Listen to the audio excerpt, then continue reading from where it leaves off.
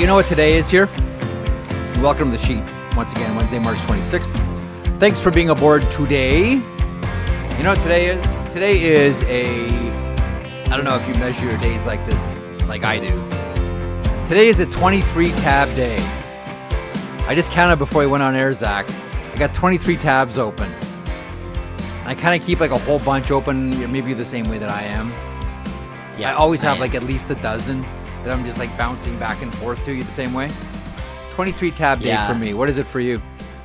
Yeah, usually though, right before the show, I try to condense it down so that if I need to, I can expand out as it goes. I don't want it chaos, but until like today. 10 minutes before, it's nuts. I got total chaos today because there's a lot of tiny little things that I want to make sure that we get over to, that we get onto today, and that we go over, and I don't want to forget it because normally I just start rambling and then I forget it. So I'm keeping these tabs open now deliberately and bouncing back and forth. So between these open tabs and you reminding me and keeping the guardrails on, I should be able to get to everything. There's a lot of tiny little things. But one thing, before we get to the program, and Jacob Chikrin's going to stop by as well, the man who had the $100 bill on the back of his sweater at practice yesterday, which is such a nice touch. Jacob Chikrin of the Washington Capitals is going to stop by here in about 20 minutes' time. In the meantime, one thing I just wanted to, how are we going to say this, Zach?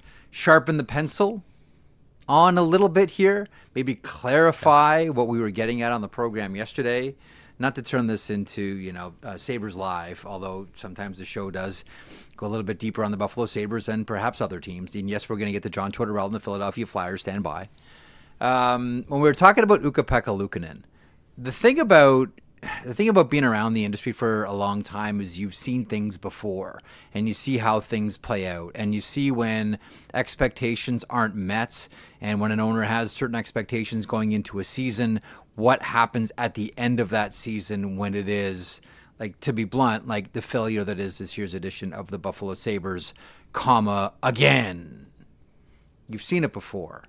And a lot of times, the end of season, when the owner is disappointed based on expectations that have been placed upon the team in question, it kind of looks like this scene from one of my favorite movies of all time, Quentin Tarantino's epic, Reservoir Dogs. This is one of the closing scenes of the movie where everybody's pointing guns at each other. I've seen this so many different times with hockey teams at the end of the season where everybody tries to blame everybody else for the failures. And there is a lack of addressing what the real problem is as everybody just instead tries to save their jobs. I'm not saying that this is what is going to happen at the end of the Buffalo Sabres season, but man, does it ever feel this way. And when you look at, who's going to blame who and who's going to be the fall guy for it and who's going to, who's everyone going to end up pointing at by the end of this, I've just seen this too many times. There are players on every roster that are vulnerable because they're not one of either the coach's guys or the manager's guys. This has happened plenty of times. You see this sometimes around free agency. Like I remember talking to one player who ended up signing with one NHL team, although he was talking with the Toronto Maple Leafs. And I asked him why he didn't end up signing with Toronto because he grew up a Maple Leafs fan. And he said, I don't know if John Ferguson's going to be the general manager for many years here. And if I sign in Toronto and then there's a new general manager, all of a sudden I'm vulnerable. And I never forgot that. And players don't forget that, and players know that. And that is why when we had the conversation with Greg yesterday about Ukko-Pekka Luukkonen, he wasn't brought in by Kevin Adams. This wasn't a guy that Lindy Ruff, look, James Reimer has the net right now for the Buffalo Sabres. Now, has Luukkonen had the best of all possible seasons? No, but many of the players on the Buffalo Sabres roster haven't had the best of all possible seasons. The only point that I'm trying to make here is I just wonder, and I disagree, if this is the decision that gets made and they just pin the whole thing on, well, we had bad goaltending and we had really good performances by these players and this would have worked but we got bad goaltending and there's no overcoming bad goaltending in the NHL. I think it's a mistake if they end up pinning the whole thing on the goaltending here and just say, you know what, Luukkonen scotched the season. We need to do something about this. But nonetheless, I've seen it happen too many times not to say that there are some similarities. That's all. That's the point. And it's one of those situations where, like, look, if you're a team out there that wants to steal a goaltender, like, bluntly, like, you don't, like, you've heard the old expression, rob the bank and didn't have to wear a mask. I wonder if there's a team that's going to be out there, if the Buffalo Sabres end up saying, this is goaltending. That's all that this is. Let's not make any rash decisions here. Nobody has to lose their jobs here except maybe that goaltender. If they end up making that decision, all I'm saying is someone is going to get an excellent goaltender at a bargain basement price, and that has nipped the Buffalo Sabres before. That was the only point that I was trying to get out about it yesterday. People went nuts on it when we put that clip out from the conversation yesterday, and that was the only point. Like, look, we all know what's going to happen at the end of the season. People are going to do what they always try to do, and that is save their jobs. I can't blame them. I get it. I understand. You have your families to take care of. You have yourself to provide for. You have your career to worry about. I get all that. I've just seen this too many times not to say I can see the same thing happening with the Buffalo Sabres at the end of the season. And maybe, just maybe, if they try to pin the whole thing on the goaltender, there's going to be a really smart organization out there that says, we will relieve you of the burden of having this goaltender who had a soft season and scotched your year. Yeah, we'll relieve you of the burden of Ukko-Pekka Luukkonen here. We'll take him on our team and, watch this guy go and shine because he's an outstanding goaltender that's just had a very challenging year with a very challenging team. Nonetheless, did you want to add anything on top of that? I kind of wandered there for a while.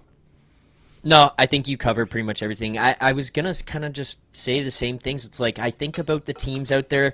Maybe Edmonton in the summer wants to call, or Columbus is looking for a guy, and it's like, oh, well, we'll throw a flyer at that guy. It's like, remember when Ullmark, I don't want to do this just specifically on Buffalo again and be like, hey, remember that guy? But remember, like, Ullmark Buffalo thought he was, hang on, Boston. Don't forget, Buffalo thought he was re-signing. Right. I'm not saying that. I'm more so saying, like, remember, because he was expiring, and Buffalo protected him in the Seattle draft. Okay. And then he said, yeah, I don't know about that. Yeah, peace out. I'm going to the Bruins. Yeah, but my point is more so like the side of the Bruins. I'm not talking about Buffalo here. Like, remember the Bruins signed him, and there was a lot of people that kind of like, okay, sure, like I could see it, but like, is that really like the signing that they needed to have here? Is that the one that puts them over the top? And then Vezina caliber goaltender, they have the best goalie tandem that goes right. You know what I mean? It's like that team could be out there. They go out and get that guy where people are like, oh, is that really the one? Yeah. Oh, he's the one. Yeah. All I'm saying is Luukkonen's an excellent goaltender. I hope the whole thing doesn't get pinned on him. We'll see what happens when the season is finally over. So stay tuned for that excitement. Let's get the show going here. All right. Coming up on today's program, time for Daily Outline. Or outlines, rather. This is what's coming up on the program today. Presented as always, empowered as always, by FanDuel. Make every sports moment more with North America's #1 sports book. Those are our friends. Those are our partners. That is FanDuel. And coming up on the program today, I mentioned Jacob Chychrun of the Washington Capitals. Defenseman signing a lovely contract that we'll get into with Jacob Chychrun. I can recall, I mentioned on the show yesterday, I remember first watching him play junior Canadians in minor midget U16 before I went to Sarnia, and he already looked like he was 25 or 26 years old. Like, he's already looked and physically always looked like he was already a man. Anyhow, Jacob Chychrun of the Washington Capitals will come by in about 10 minutes time. We already mentioned Ukko-Pekka Luukkonen, so we just sort of advanced that off the top of the program so we can maybe scratch that, unless anybody else wants to weigh in, either on social media or on the chat here. Go for it. I got a couple of points to make about William Nylander, and Zach, you have an excellent line to share from William Nylander, and we'll get to that coming up in a couple of moments here. Craig Anderson was on Coming In Hot. I always liked Craig Anderson. I have a soft spot in my heart for him, a soft spot in my heart for his family. I thought and I just hope that history doesn't forget how good of a goaltender Craig Anderson was. And just want to share a couple of things and play a clip from Coming In Hot this morning with the guy's conversation with Craig Anderson. And we should talk about John Tortorella. Maybe we should start there before Jacob Chychrun joins us here of the Washington Capitals. You want to just start with Torts? Do we have anything else to get to? You want to just start with John Tortorella from last night? So no, I'm good with that. Here's how I imagine John Tortorella feels right now. And sort of dragged the Buffalo Sabres back into this, but here I go. Back when he was an assistant I don't think I've told the story here before. Back when he was an assistant with the Buffalo Sabres, it was a game in Philadelphia, the Spectrum. Buffalo Sabres facing off against the Philadelphia Flyers. And there was a fan who was just beacon right behind the Buffalo Sabres bench. And Torts put up with it until the period was over, and then turned around at the end of the period before he went off to the dressing room, turned around to say something, to bark back at the fan, okay? And in the process, his tie went over the glass. The fan grabbed the tie, put his feet up on the glass, and started pulling. And you can see it's getting tighter and tighter and tighter around John Tortorella's neck, and like all of the color is extinguishing from his face. And it's like Tortorella's about to go out. So Jim Pizzatelli, the legend, ask any of the Buffalo Sabres from that era about Jim Pizzatelli and they will rave. Ask Matt Barnaby, ask Brad May, who told me the story. Jim Pizzatelli, former, served in Vietnam as a medic, I believe. Saved Clint Malarchuk's life in that St. Louis Blues incident. Jim Pizzatelli, with a pair of scissors, comes and cuts the tie off John Tortorella, and he falls back into the bench where I think Brad May and a couple of other guys ended up catching John Tortorella. Not to be too dramatic, but that's probably what he feels like right now, coaching the Philadelphia Flyers. Like he's like slowly being choked here as this season goes on and on. Is that too dramatic? Is that? I mean, it turned out just to end up like a funny story, but is that a little bit too dramatic comparing it? But like, I understand. Like Kevin Kurz was on this morning on Morning Cup of Hockey, who's just outstanding. And if you haven't read his piece on the Philadelphia Flyers, John Tortorella takes the blame as Flyers get embarrassed again. Kurz was on Morning Cup. You should always be watching and listening to that program. Today for Kurz, he was outstanding, and he's talking about how this all falls on him. He wants to take responsibility. Tortorella has talked about how he doesn't want to be the yeller and the screamer, wants to take on a different tone. There's a couple of things that may have been misinterpreted. And John generally doesn't get misinterpreted because in John Tortorella's world, there are no metaphors. What he says is what he means. John Tortorella does not like gray area, but I think that there's one bit of gray area here that I think probably deserves a further explanation. Anyhow, Zach, let's play John Tortorella from last night after the loss to Zach's Toronto Maple Leafs. The team's known for its offense, but was it their defense that caused a lot of problems tonight? Because it seemed like they had things buttoned down pretty good and kept you guys from jeopardy. No, they outplayed us.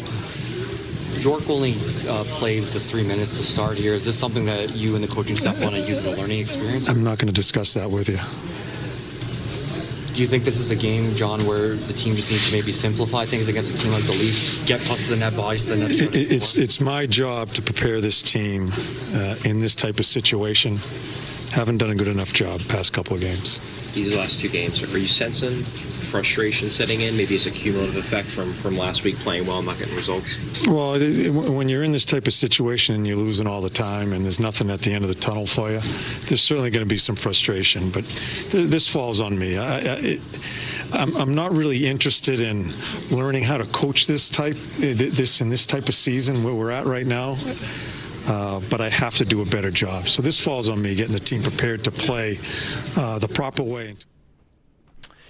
Okay, so that's John Tortorella, head coach of the Philadelphia Flyers. I am getting a little bit of an audio issue, so Zach's going to try to do something on the fly here. Let me know. Are we good with audio? Can you talk for a sec, Zach, before we get Jacob Chapin on? Yeah, it's really cloudy. I don't know if we need to reset or something, but you just let me know what we need to do before we get Chikrin aboard. One thing from those comments that I like, when you read something on social media, it can sound really bad, but then when you hear it and you see the person talking about it, you say, oh, okay, I get what he means. And one of the first things that I saw after last night's Philadelphia-Toronto game was John Tortorella saying, I'm not interested in learning how to coach this type of season. And your initial instinct, at least mine, and I would think the majority of people look at that and say, wow, John Tortorella's throwing in the towel on the season here for the Philadelphia Flyers. What's going on? Well, it just does not sound like John Tortorella, but that's quite a bomb from Torts. And then you see that and you hear it, and I think you can understand what John Tortorella is trying to say here, Not that I'm playing attorney. Well, what my client is trying to say, Your Honor. What I think John Tortorella is trying to say is, like, we don't want to be in this position. I don't want to have to coach a team that's in this position. It's my job to make sure we're not in this position. And I think that's why John Tortorella is essentially diving on the grenade, falling on the knife here for the Philadelphia Flyers. He's taking all of it. Now, there was the Cam York issue from last night and how he was benched for the overwhelming Lions share of the night. And that wasn't something he was interested in getting involved in, and Cam York wasn't made available afterwards. But still, this is John Tortorella trying to take a different pitch with this team. I thought that the guys this morning brought up a really good point when they wondered about, would John Tortorella be back next season to coach? He has another year on his contract, and I'm in agreement. I don't think that John Tortorella is going to be gone from this organization. I think they really like him there. I just don't know 100% if he's going to continue. Like, I don't know if he's going to coach next year. If, push comes to shove and you say, Marek, make a decision right now, is he back or not? I'll say, yeah, I think John Tortorella is back. I'm just not 100% sure on that. I have always wondered about John Tortorella in a management position. We all wondered about that with Barry Trotz for a long time, and now he's a GM of Nashville. Here's another one. I've wondered about that with Paul Maurice, if he would ever have, just because he's such a smart hockey guy. I've always wondered whether Paul Maurice would ever entertain the idea of getting bumped up to management after he's done, coaching and winning Stanley Cups, etc. But I just thought that it was interesting in this really, really frustrating season for the Philadelphia Flyers. Now here's John Tortorella with what I think is a pretty impactful quote, which is, I'm not interested in learning how to coach in this season, this type of season. The point that was made last year by some was John Tortorella is the wrong coach for a rebuild because he's going to get too much out of the team and they're not going to get a high draft pick. I couldn't disagree with that more. I think the last thing that you want to do as an organization, and we've seen this played out time and time and time again, is completely throw away seasons.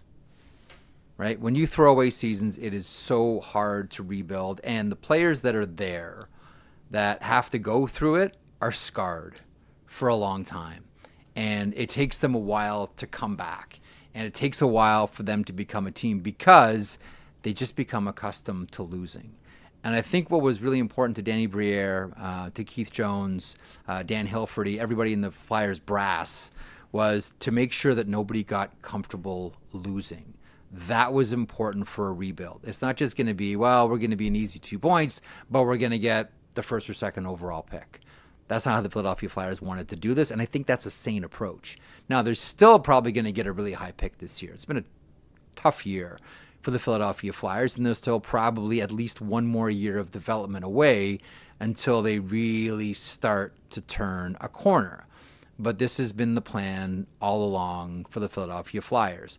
Last year's race to the playoffs was the exception, not the rule. I don't think that was planned for. It was nice. It helped a lot of the players. I think it kept players involved in a season longer than many might have suspected. But I think that's the type of rebuild the Philadelphia Flyers want to have. It'll probably be another year of pain next year. But I thought that was an interesting quote from John Tortorella. Don't want to be interested in learning how to coach in this type of season. Again, you read it and you feel one way, but then you hear it and you watch John Tortorella talk about it and you say, okay, I think I know what he's getting at here. Does that make sense, Zach? And how's my audio? I think we're okay. Should we be okay you're fuzzy. now? Nah, I can barely hear you. How do you want to do this? Okay. Well, I'm trying to figure this out here as we go along. Trying to figure this out for you. And the only thing I could think of is unplugging your earphone and plugging it back in, but that is because I've changed some stuff in the back. Do what you need to do. Do whatever you need to do to keep this one rolling. All right, Les, you want to try that out on the fly here? You want to Sure. just try what do you need me to do? Unplug the headphone that you've got there, and just plug it back in. I have a feeling it might just be like turned or something, or out a little bit. Yeah, we'll see if this works. Sorry, everybody who's... Yeah, I broke YouTube, Big Willie says. I hope not. I hope we can get this figured out in real time. It looks like everything behind the scenes is good to go. But we'll see what Jeff comes back with here, and if it does actually figure itself out in the meantime. Let's see what the chat's saying here while Jeff comes back. Tom Allen suggesting Torts in the press box tomorrow. I don't think that's going to be the case. I don't think he's going to bench himself after that one. And I was listening to Jeff while he was talking about it. Audio's still bad. Audio's still bad. I can barely hear you. Still bad. Okay. I'm trying to figure this out. Let me see if I can get on the phone. If you got anything else to say in the meantime, I'll get a solution. Always, but I can barely hear anything. Okay, so a couple of more things we want to go over here on the program, and thanks for putting up with us. I'm just going to hop in the chat here as well. Open that up on my 23 tabs that I have going here. There we go. All right, on-air production meeting. Yeah, you got that right, General Soreness. So a couple of other things I wanted to go over with you today. While I have your attention. For the second time in as many nights, or second time this week, we saw officials break up a fight, perhaps prematurely. All of those of you who were very excited to see Tanner Jeannot face off against Matt Rempe, it started off like, okay, here we go. Two of the stronger players in the NHL. Rempe, I don't know, slipped on a banana, something, fell down in that one. I like how Tanner Jeannot helped pick him up so he could continue the fight, but to everybody's chagrin, the officials said, no, that's not going to happen. One thing I do want to mention, Josh Szymanski might not be a name that a lot of you know or have heard about, and I haven't thought about the name. I used to watch him play with Owen Sound in the OHL, but I haven't thought about that name for a number of years until it popped up today. And it does very much sound like, and I'm still just waiting to get this confirmed officially here, that he is signing an entry-level deal with the Edmonton Oilers. There's a really interesting story there on how he got to Owen Sound in the first place. So Josh Szymanski's, indulge me here for a second on this story. This is mainly for Oilers fans who may find this interesting. So Josh Szymanski, his father John played with the Oshawa Legionnaires with Dale DeGray. Dale would have been playing up a season. He's 1 year younger than John. Dale went on to have a wonderful career in the minor leagues and in the NHL.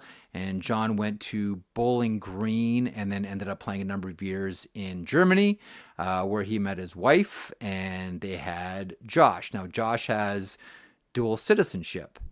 And when his name popped up, he was playing Junior B in Brantford, went through the draft, the OHL draft, and then went through the import draft. Dale DeGray and the Owen Sound Attack kind of played dumb janitor on the whole thing and just kind of kept their heads down and were very quiet about it, and then claimed him. And there were many that said, no, you can't do that. He's European, and we've already done the import draft. And Dale's like, no, he's not. He's got dual citizenship. And that is how he ended up getting to Owen Sound. So quick junior hockey story for you there. The other one, there were a number of teams that have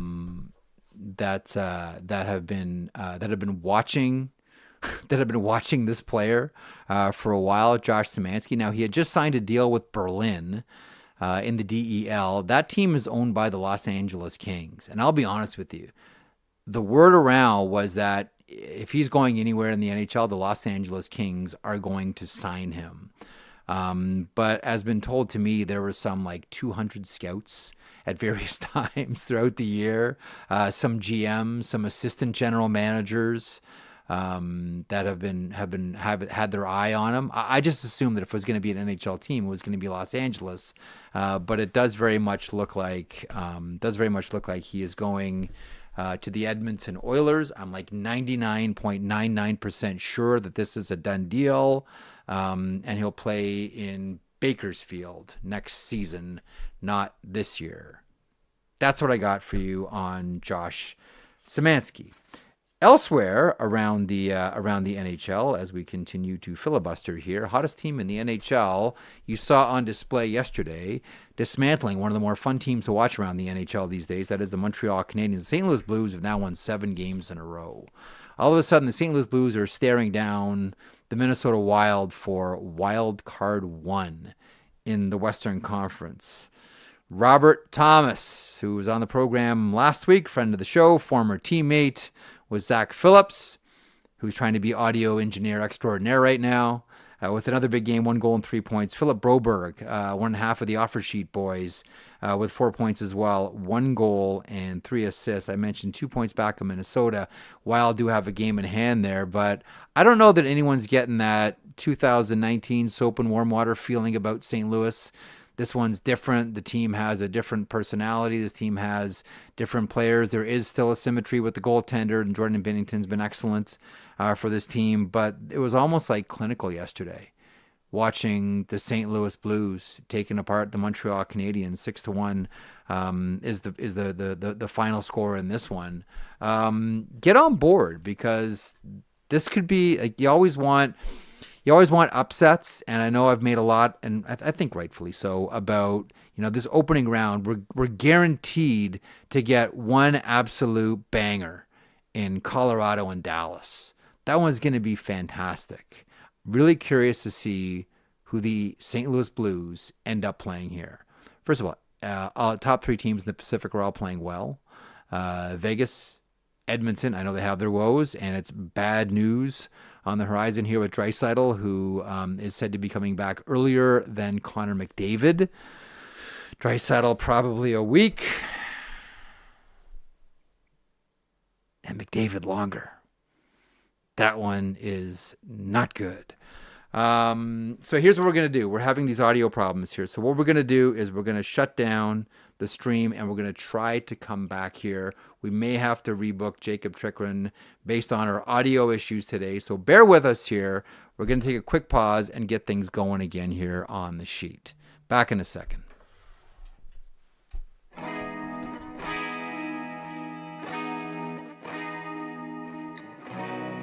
If you enjoyed that video, and we certainly hope that you do, please hit the subscribe button right there here at Daily Faceoff. I will put this lineup up against any hockey lineup anywhere. It all gets underway at 9 o'clock Eastern with Morning Cup of Hockey. That is Johnny Lazarus. That is Colby Cohen.